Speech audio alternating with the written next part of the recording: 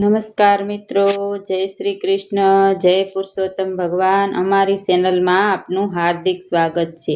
મિત્રો, આપણે અધિક પુરુષોત્તમ માસના 21 અધ્યાય સાંભળી ચૂક્યા છીએ. આજે આપણે 22મો અધ્યાય સાંભળીશું. પુરુષોત્તમ માસ વ્રતના નિયમો. સુત પુરાણી બોલ્યા, હે મુનિ શ્રેષ્ઠ, વાલ્મીકી ઋષિએ દર્ધનવાનને પુરુષોત્તમ માસ અંગેના જે વ્રત નિયમો કહેવાના હતા તે હવે હું તમારી સમક્ષ જણાવું છું, તે તમે સાંભળો. બધા ધોળા ધાન, ચોખા, ઘઉં, મગ, જવ, તલ, વટાણા, ડાંગ, સામો, વાસ્તુક, શાક, હિલમોસિકા, ભાજી, આદુ, કાલચાક, કાકડી, કેળા, સિંધાલુણ, સમુદ્રનું મીઠું, ગાયનું ઘી, દૂધ, દહીં, ફણસ, કેરી, હરડે, પીપત, જીરું, સૂંઠ, આંબલી, સોપારી, લવલી, આંબળા, શેરડી આદિ હવિષ્યમાન પુરુષોત્તમ માસમાં લેવું. સર્વ જાતના અભક્ષ્ય માંસ, મધ, ભાતનું ઓસામણ, ચોખા, અડદ, રાઈ, મોદક પદાર્થ, 2 દળ થાય તેવું ધાન્ય, તલનું તેલ, ઝેર, કાકરથી દૂષિત થયેલ, ભાવથી દૂષિત થયેલ, ક્રિયાથી દૂષિત થયેલ, વાણીથી દૂષિત થયેલ, તેમજ પારકું અન્ન ન લેવું. પર સ્ત્રીનું સેવન ન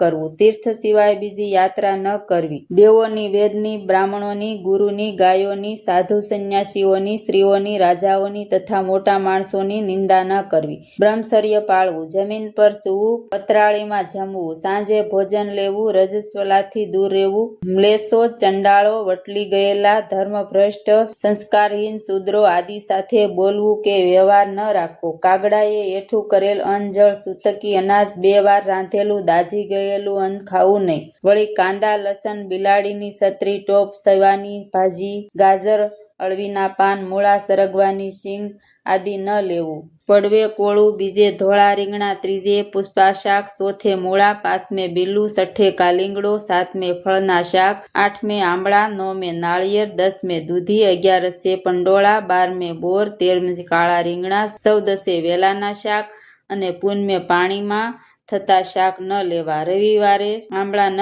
ખાવા. જે વસ્તુનો નિયમ લીધો હોય તે બ્રાહ્મણને દાનમાં આપ્યા સિવાય ન ખાવી. આ પ્રમાણે વ્રત કરનારને ઉત્તમ ફળ મળે છે. બની શકે તો આખા માસ દરમિયાન ઉપવાસ કરવો. તેમ ન બની શકે તો માગ્યા વિનાના દૂધ કે ફળાહાર પર રહેવું. વ્રતના પ્રારંભ થવાના દિવસે વહેલા ઉઠી સ્નાન પરવારી શ્રી કૃષ્ણનું સ્મરણ કરવું અને નિયમ પાળવો. સંકલ્પ કરવો. નિયમપૂર્વક આમ આખો માસ વર્તવું. આ માસમાં શ્રીમદ ભાગવત સાંભળવું. 1 લાખ તુલસી દળથી શાલિગ્રામની પૂજા કરવી. આ માસમાં વ્રત કરનારે 100 યજ્ઞનું ફળ મળે છે. યમના દૂતો તેનાથી ડરે છે. વ્રત કરનારને કોઈ આધિ વ્યાધિ ઉપાધિ નડતી નથી. દરિદ્રતા દૂર થાય છે. સુખ શાંતિ, સંતાન કીર્તિ આદિ મળે છે. ભૂત પિશાચ તેની પીડતા નથી. અંતે તે અનેક સુખ સાહેબી ભોગવી વૈકુંઠ ધામનો અધિકારી બને છે. શ્રી બૃહદ નારદી પુરાણના પુરુષોત્તમ મહાત્માનો આ પુરુષોત્તમ માસના વ્રત વિધિ નિયમ નામનો 22મો અધ્યાય સંપૂર્ણ. બોલો પુરુષોત્તમ ભગવાનની જય. પાવન પુરુષોત્તમ માસમાં આજે આપણે ચમત્કારિક પ્રસાદની વાર્તા સાંભળીશું. એક નગરનો રાજા ઘણો ક્રૂર અને ધાતકી હતો. જિંદગી આખી એણે પાપ જ કર્યું, પુણ્યનું એકે કામ ન કર્યું. જોકે એની રાણી ઘણી ધર્મિષ્ઠ અને દયાળુ તથા વ્રત તપ જપ કરનારી હતી. પાછલી ઉંમરે રાજાને એના પાપ પીડાવા લાગ્યા. રાતે ઊંઘ ન આવતી, દિવસે ખાવું ન ભાવતું. રાજા તો વનમાં જવા તૈયાર થયો. કુંવરને રાજપાટ સોંપી રાજા રાણી વનમાં જવા નીકળ્યા. વનમાં પ્રવેશ કરતા જ એક 4 હાથ વાળો માણસ સામે મળ્યો. રાજાએ તો તેને દેવ માની પગમાં પડી ગયો અને પોતાને બચાવવા પ્રાર્થના કરવા લાગ્યો. ત્યારે એ માણસ બોલ્યો કે હું તો બ્રાહ્મણ છું. આ આંબાની ઘટા પાછળ કનકનો પહાડ છે. એ પહાડના શિખર પર પુરુષોત્તમ પ્રભુનું મંદિર છે. ત્યાં જે પ્રસાદ લે તેના સર્વ પાપનો ક્ષય થાય છે અને એના હાથ સાર થઈ જાય છે. ત્યાં ઘણા 4 હાથવાળા માણસો રહે છે. રાજા તો ગળગળો થઈને બ્રાહ્મણને વિનવવા લાગ્યો કે મને કનકના પહાડના દર્શન કરાવો.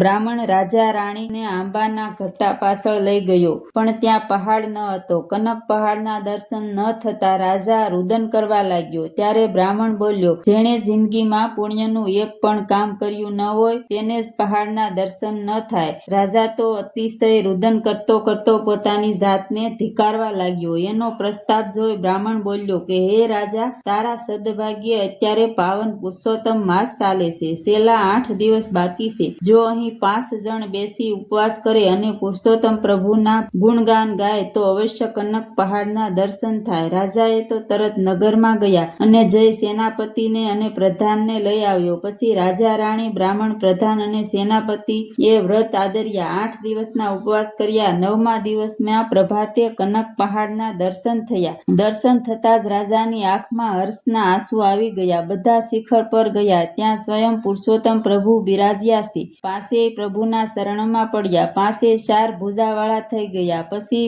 વિમાને બેસી સદેહે વૈકુંઠ ગયા. હે પુરુષોત્તમ પ્રભુ, તમે જેવા મહાપાતકી રાજાને ફળ્યા એવા સૌને ફળજો. બોલો પુરુષોત્તમ ભગવાનની જય.